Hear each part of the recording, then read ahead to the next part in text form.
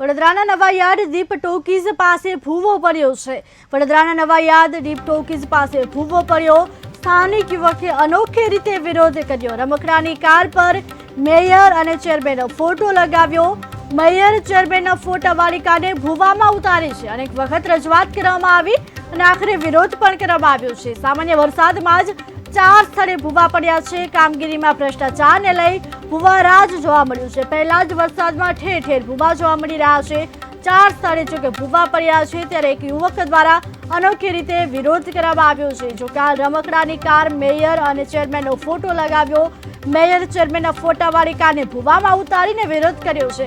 અનેક વખત રજૂઆત કરવામાં આવી તે છતાં પણ નિરાકરણ ન આવતા આખરે વિરોધ કર્યો છે। સામાન્ય વરસાદમાં 4 સ્થળે ભૂવા પડ્યા છે ત્યારે કામગીરીમાં ભ્રષ્ટાચારને લઈને ભૂવારાજ જોવા મળ્યું છે। આ નવાયાર્ડ શ્રીનાથપુરમથી લઈને અમે અન્નપૂર્ણાનગર સુધીની વરસાદી ગટરનું કામગીરી કરેલી હતી।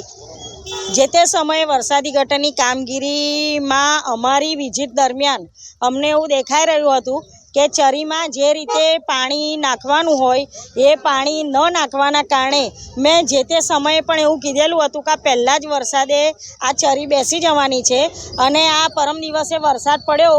કાલે સાંજે આ ચરી બેસી ગઈ છે આખી।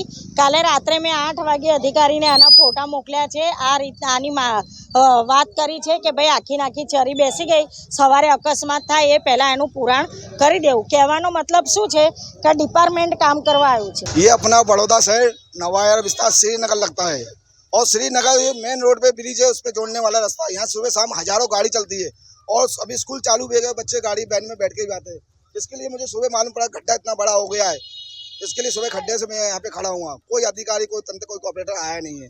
अभी न्यूज में लाइव चलने के बाद यहाँ पे अधिकारी भी आ गए। देखो तुम्हारे सामने कामगिरी चालू भी कर दिया, ऑपरेटर भी आ गए। उससे पहले कोई था ही नहीं यहाँ पे।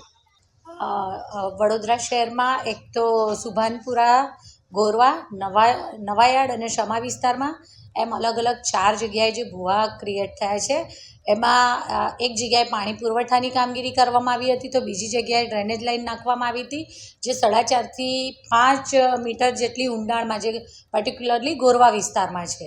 અને સમા અને નવાયાર્ડમાં, સમામાં ડ્રેનેજ લાઇન અને નવાયાર્ડમાં વરસાદી લાઇન।